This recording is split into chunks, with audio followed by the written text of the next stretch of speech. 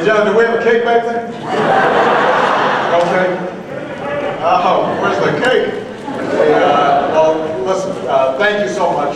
I appreciate all of you taking the time to be here.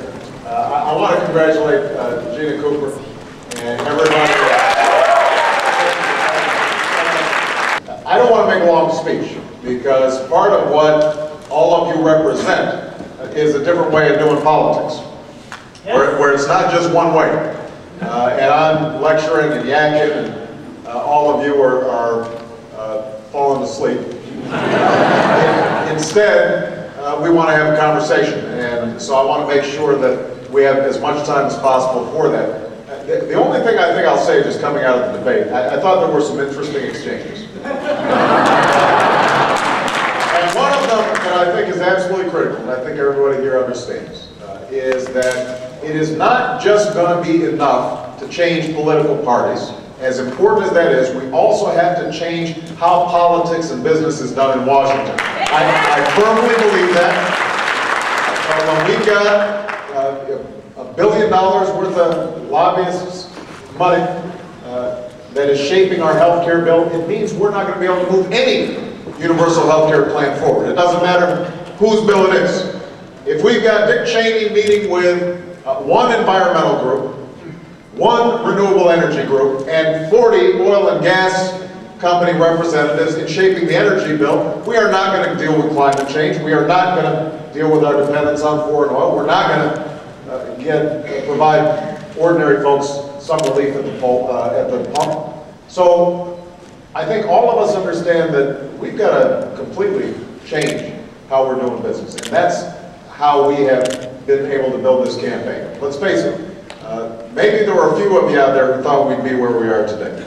But a lot of folks were skeptical because they thought you couldn't do what we're doing without taking lobbyists and PAC money. That you couldn't do what we're doing relying on a grassroots organization and a grassroots base.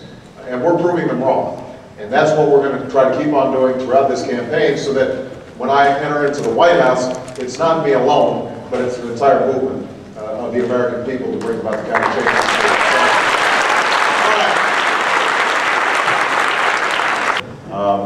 This gentleman with a lei on, is that a lei? Yeah? Are you Hawaiian? I was, so it's a celebration of attending this. Senator, as a president, you're likely to face a lot of nasty Republicans on many of your issues, many of which will use any trick in the book to stop you or to make you look bad. Do you have a sort of Lyndon Johnson side to your persona where you can arm and get things done despite your, of course, sunny populism?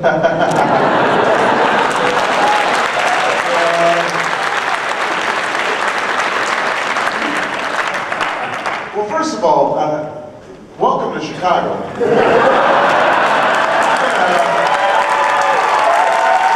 I must have something.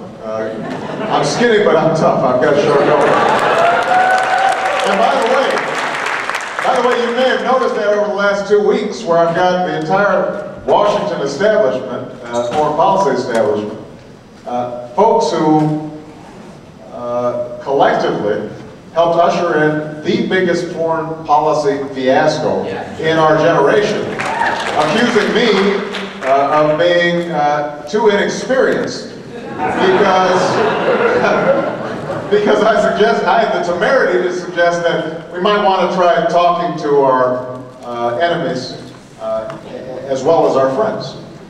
And I revel in those fights. I love those fights. I think there's just a couple of basic principles. If somebody attacks you, you hit back swiftly, you hit back decisively, and you hit back truthfully. Yes. And one thing that I'm absolutely committed to is I am not going to respond to something scurrilous with something scurrilous back. I'm just going to tell the truth. And it's amazing the power of the truth as long as you get it out there quick and you repeat it. You know the whole big lie strategy. If you repeat it enough, sooner or later it becomes truth. The same thing applies to truth. You've got to repeat it over and over and over again until you get the message out. And that's what I'm committed to doing as the nominee, and better yet, as the president.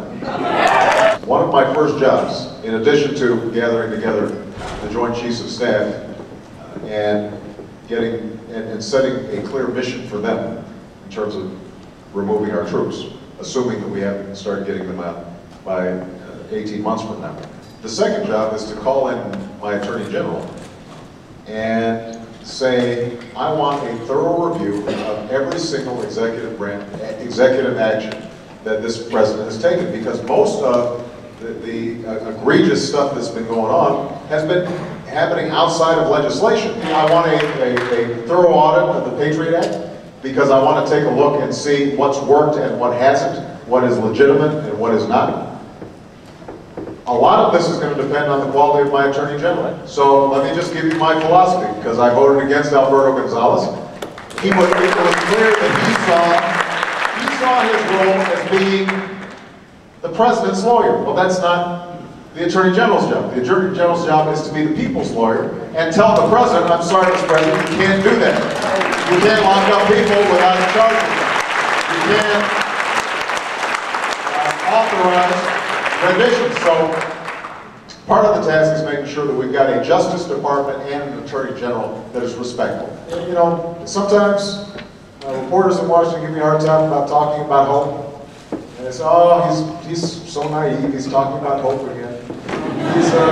He's a hope peddler, a hope monitor. He's a hope monitor.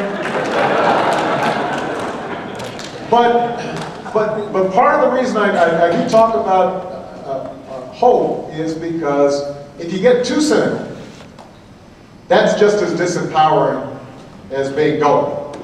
And it's important to understand that, you know, the levers of power can be worked in a way that, you know, makes the American people, you know, the folks who are setting the agenda in Washington, as opposed to special interests.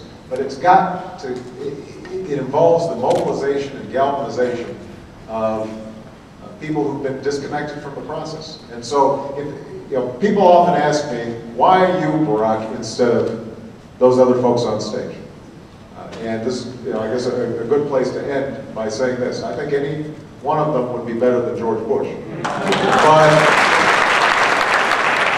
But the question you should ask yourself is, who's going to have the capacity to bring the country together and build a working majority around change?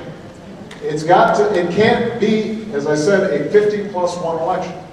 It's got to be somebody who can bring in new people into the process and get folks who become disenchanted by the Republicans and are now independents to give us a second look. And that's what I'm doing all across the country. And Washington doesn't completely understand it. They're confused at how does he have this many donors and how does he have this many folks knocking on doors, etc. The secret is because the campaign's not about me. It's about you.